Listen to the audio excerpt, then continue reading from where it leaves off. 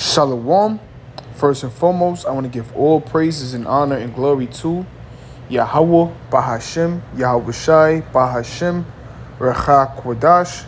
Double honors to the apostles and the elders of Great Millstone, who will well. Peace and mercy to the Tazadak Akim out there that's laboring in truth and all sincerity. All right, I want to say Shalom. All right, and through the spirit and power of Yahweh Shemiel Shai, I'm going to resume Daniel's the 8th chapter. Okay, so I'm gonna go through verses 5 through 11. Okay, and I'm gonna just start at verse 5. So this is Daniel chapter 8, verse 5. And I was considering, behold, an he-goat came from the west on the face of the whole earth, and touched not the ground, and the goat had a notable horn between his eyes. Okay, and that he-goat is representing, the Greeks, which came from the west, which is talking about, they came from Macedonia. Okay, and the goat that had a notable horn is talking about Alexander the Great. Okay, which he was great, because he conquered many lands. All right, and I want to pull up an article that I found interesting, to explain, how he was, great. Okay, so it says Alexander, it says, why is Alexander the Great is important? All right, it reads that Alexander the Great changed the course of history. One of the world's greatest military generals, he created a vast empire that stretched from Macedonia to Egypt and from Greece to part of India. Already showing you that he conquered many lands, when he was conquering. All right. In fact, that he, Alexander the Great thought he conquered, everywhere. All right. That's how much territory he was actually ruling over. Okay. And this is the part that I actually found interesting. It says this allowed for Hellenistic culture to become widespread. All right, because when Alexander the Great, came on the scene, this was basically the introduction of the Edomites, ruling. Okay, so this is why he was, great, because he spread, the Hellenistic culture throughout the world, and even to this day we still, see, this place being Hellenized. Okay, Great examples is everybody, dresses, goes to the gym naked. A lot of and people in the world, bald their heads. Those are all, Greek customs. Okay, just giving you, a little examples. Okay, and I'm gonna just read through this article as well. It says 7 reasons Alexander the Great was great.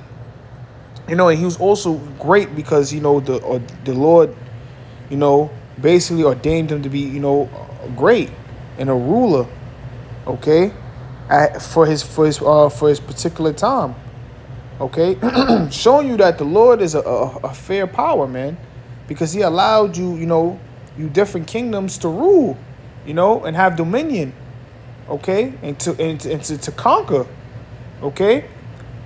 All right, so you can't be mad when, when it's finally, the Israelites' turn to rule, okay? Because the Lord, gave you a chance to rule, man, okay?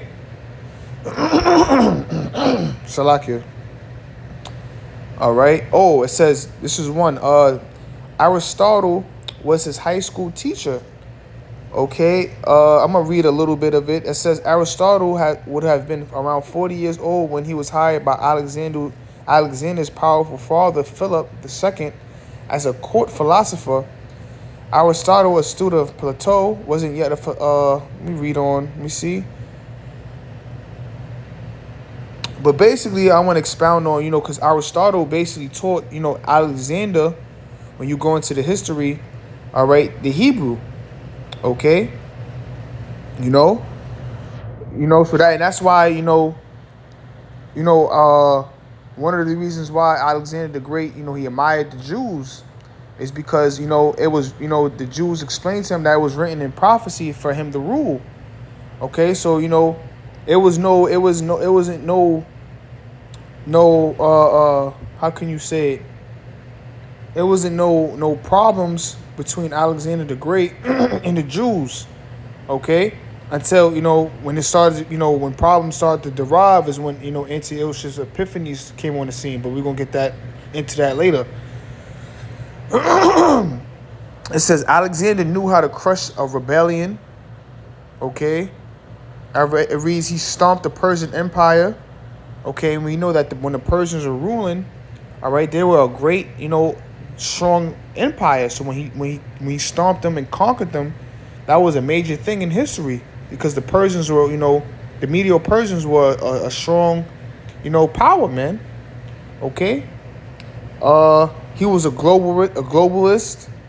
You know, we just gonna, leave it at that, showing you how he was great. Okay, this is verse 6. And he came to the ram that had two horns, which I had seen standing before the river, and ran unto him in the fury of his power.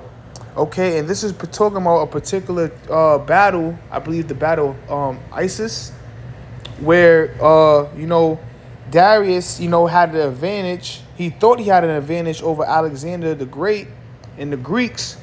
With the rivers, he didn't believe that Alexander the Great was gonna go over the rivers until he did, and defeated him in battle.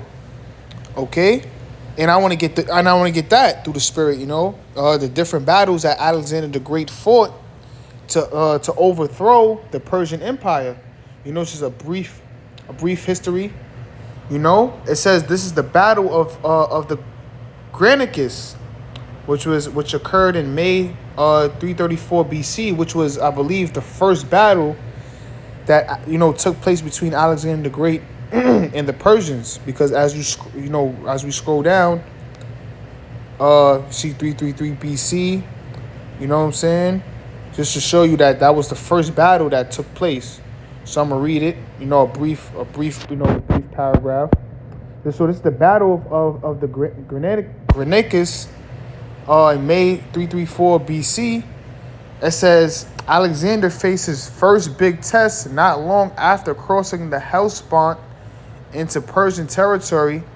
After visiting Troy, he and his army found themselves opposed by a slightly larger Persian force commanded by local satraps on the far bank of the Granicus River.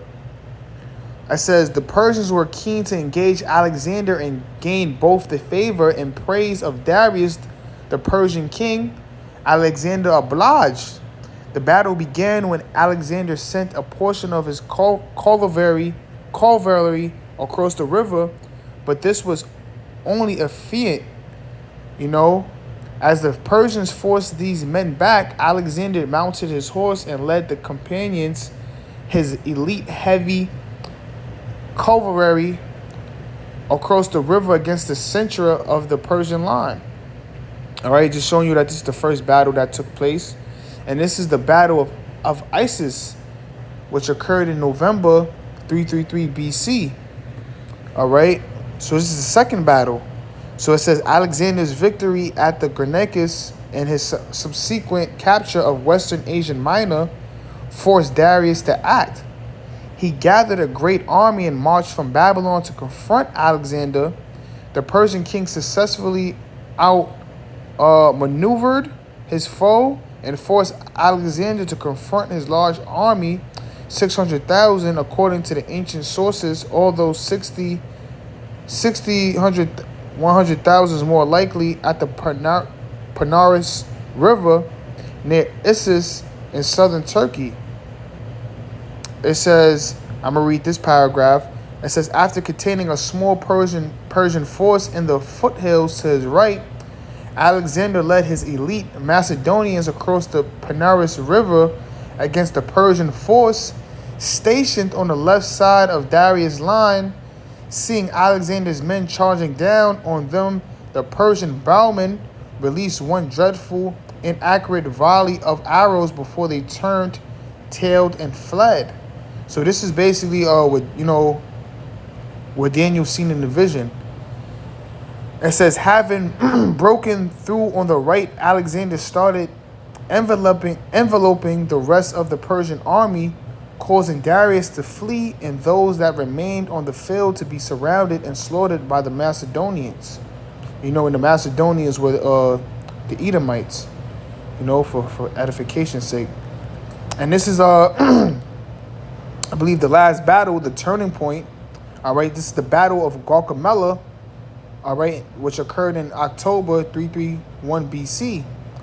Having rejected several offers of peace from Darius, because, Alexander the Great and Darius, they were sending each other, both letters. All right, and the letters, you could go into it on your in the history, but Darius was basically trying to compel Alexander the Great. He was trying to make send peace offerings. He wanted him to be his ally and things of that nature. But Alexander the Great, he didn't want that. He just wanted to completely conquer. Okay. So I'm gonna read it again. It says, having rejected several offers of peace from Darius, Alexander's army campaigned through Mesopotamia, encountering another large Persian force led by the Persian king at Gaugamela on October 331 BC. Once again, Alexander's 47,000 strong army found themselves greatly outnumbered by Darius' force. Yet this time, Darius had a further advantage, having chosen a site that greatly benefited his army, a wide open plain. His soldiers had deliberately flattened. So, keep in mind that Darius had an advantage over Alexander. It says, yet Alexander remained confident and executed an unusual strategy. With his best troops, he rode to the edge of his right flank, enticing the Persian cavalry out from the center of Darius' line to counter him. Alexander then slowly filtered his troops back from the right and formed them into a giant wedge, smashing into the gap now created in the Persian middle. All right. This is the Persian Gate. Salaki, that wasn't the last battle. That was basically the battle. Just to wrap it up, the Battle of Gaugamela was, the turning point of the war. That was the turning point after, Alexander, defeated Darius in this battle. All right, and I'm gonna leave the last one. This is the battle of the Persian Gate. All right, which occurred in January 330 BC. It says Alexander may have won the Persian crown with victory at Gaugamela, but Persian resistance continued. Darius had survived the battle and had fled further east to raise a new army, and Alexander now had to march through the hostile Persian heartlands. Whilst he and his army were traversing the narrow mountain paths of the Zakros Mountains en route to Persepolis, they encountered a strongly fortified Persian defense at the end of the valley called the Persian Gate, due to the narrowness of the path at that point. It reads, let me just break it. It's ultimately, I'm going to just read this last paragraph. After crushing resistance at the Persian Gate, Alexander continued deeper into Asia in pursuit of Darius.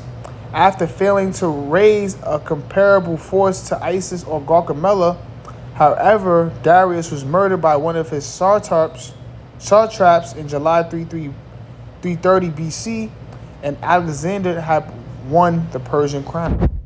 Right, just a brief history of how he won, the battles he fought. Going back into Daniel's, the 8th chapter. So this is Daniel chapter 8, verse 7.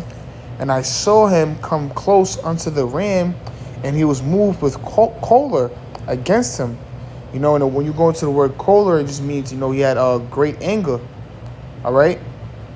He was furious. Going back into, the peace, he kept declining Darius' peace offerings because he just really, in his mind, he just wanted to conquer.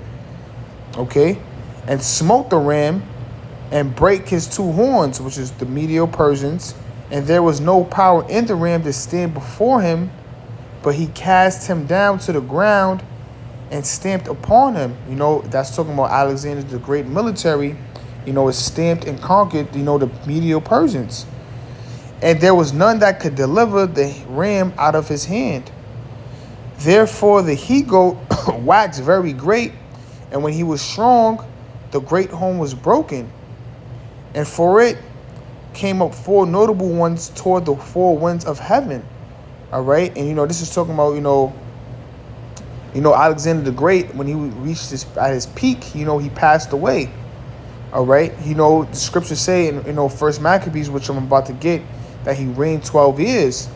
Okay, and so after he passed away, the 4 notable ones was talking about the 4 generals, which are referred to as the Diadoches.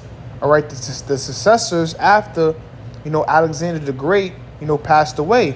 And those 4 generals is Lysimachus, Ptolemy, Seleucus, and Cassander. Okay, and keep in mind that these 4 generals was all going at it with each other, man. It was Esau against Esau. It was Edomite against Edomite. Okay, and I want to get that. If I want to read First Maccabees, all right, because there's a lot of history in the Apocrypha. All right, it says, this is First Maccabees chapter 1 verse 1, and it happened after the Alexander son of Philip the Macedonian, who came out of the land of Chittim, had smitten Darius king of the Persians and Medes, that he reigned in his stead the first over Greece, and made many wars and won many strongholds and slew the kings of the earth, showing you that Alexander conquered many lands. Okay, he conquered from from Macedonia all the way down to Egypt to Asia Minor. Okay, and matter of fact, I actually have a article showing you all the the lands he actually conquered. This is his conquest. All right, this is the Alexander's a great conquest. How you came from the west, as we read in, I believe, verse 4, verse 5. And this is all the lands he started to conquer. So you see Granicus, right, which is the first battle. Then you see Isis.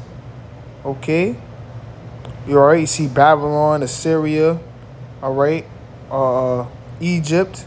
All right, he conquered all these lands. Okay.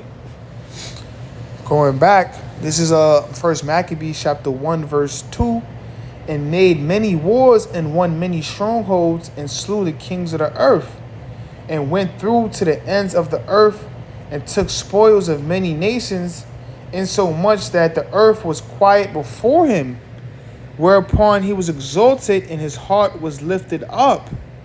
Because it's rumors that Alexander was he conquered so much that he felt like he had no more places to conquer. In fact, that he started to cry. Verse 4, it says, and he gathered a mighty strong host and ruled over countries and nations and kings, who became tributaries unto him. And after these things he fell sick and perceived that he should die. As rumors say that that he was poisoned. Okay, and this is when basically the kingdom was about to be parted. So it says, verse 6, wherefore he called his servants, such as were honorable, and had brought up with him from his youth, and parted his kingdom among them while he was yet alive. Okay, so Alexander reigned 12 years and then died, and his servants bare rule everyone in his place. And that's going into what? The 4 generals. And after his death, they all put crowns upon themselves, so did their sons after them many years, and evils were multiplied in the earth. Okay, and I want to get the 4 generals, which was known as the Diadoches. Okay, it says Alexander's the great successors, or the Diadoches, fought over a vast empire